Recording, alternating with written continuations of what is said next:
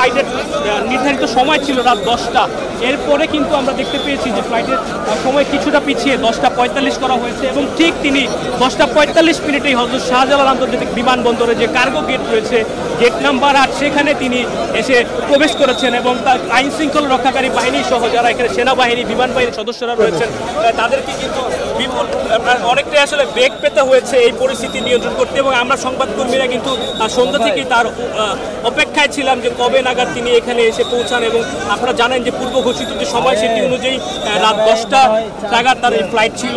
কাতারের যে আমির তার জন্য বিশেষ একটি এয়ার অ্যাম্বুলেন্স পাঠিয়েছে, সেটি কিন্তু আজ রাত 10টায় বাংলাদেশ থেকে উড়াল দেওয়ার সময় নির্ধারণ করা ছিল। তবে তিনি কিন্তু ঠিক 10টা 45 হযরত শাহজালাল আন্তর্জাতিক বিমানবন্দরে এসে পৌঁছেছেন। এই মুহূর্তে আপনারা দেখতে পাচ্ছেন যে এখন পর্যন্ত কিন্তু সম্পূর্ণভাবে আইন শৃঙ্খলা যে পরিস্থিতি সেটি কিন্তু নিয়ন্ত্রণ করা সম্ভব হয়নি। এখন পর্যন্ত কিন্তু বিএনপি যারা নেতাকর্মীরা রয়েছে, পাশাপাশি সংবাদকর্মীরা, তারা কিন্তু এই শাহজালাল আন্তর্জাতিক বিমানবন্দরের যে 8 নম্বর গেট রয়েছে এখানে কিন্তু ভিড় করছেন। তবে আপনাদেরকে সর্বশেষ যে তথ্য সেটি জানিয়ে দিতে চাই যে বিএনপি চেয়ারপারসন বেগম খালেদা জিয়া তিনি কিন্তু কিছুক্ষণ আগে 10টা 45 হযরত শাহজালাল আন্তর্জাতিক বিমানবন্দরের ভেতরে প্রবেশ করেছেন এবং তার সঙ্গে যারা সফর সঙ্গী রয়েছেন তারাও কিন্তু একে একে এই ভেতরে প্রবেশ করেছেন। এরপরে যে আনুষ্ঠানিকতা রয়েছে, আমরা যতটুকু খবর পেয়েছি যে বিএনপি চেয়ারপারসনের যে গাড়িবহর সেটি কিন্তু সরাসরি যে এয়ারক্রাফট যেটি কাতারের আমির তার জন্য পাঠিয়েছেন এবং সেই এয়ারক্রাফট পর্যন্ত কিন্তু তার এই এয়ার অ্যাম্বুলেন্স পর্যন্ত তার এই গাড়িবহরটি কিন্তু পৌঁছে যাবে এবং সেখানে বিমানবন্দরের ভেতরে যে যাবতীয় যে কার্যক্রম রয়েছে সেগুলো কিন্তু সেখানেই সম্পন্ন করা হবে। এবং বেগম খালেদা জিয়া সহ তারা কিন্তু 17 জন এই লন্ডনের উদ্দেশ্যে যাত্রা শুরু করবেন। পাশাপাশি জানিয়ে দিতে তারা কিন্তু দোহাতে কিন্তু প্রথমে ট্রানজিট নেবেন এবং সেখান থেকে পরবর্তী আরেকটি ফ্লাইটে করে তারা কিন্তু লন্ডনের হিথ্রো বিমানবন্দরে পৌঁছবেন এবং সেখানে কিন্তু বিএনপি চেয়ারপারসনের বেগম খালেদা জিয়ার ছেলে তারেক রহমান তার মাকে বরণ করে নেওয়ার জন্য অপেক্ষা করবেন, এমনটাই আমরা জানতে পেরেছি।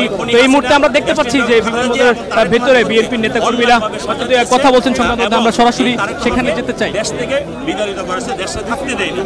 আমরা বিশ্বাস করি এই দুইজনের সমন্বয়ে, এই দুইজনের ঐক্যবদ্ধ যে আন্দোলন করে যে আজকে হাসিনা পতন হয়েছে এবং আগামী দিনে এই দুইজন মিলে ইনশাল্লাহ বাংলাদেশের 20 কোটি মানুষের ভাগ্য উন্নয়নের পরিবর্তনের জন্য কাজ করবে এবং ইনশাআল্লাহ বাংলাদেশের মানুষ বিজয়ী হবে।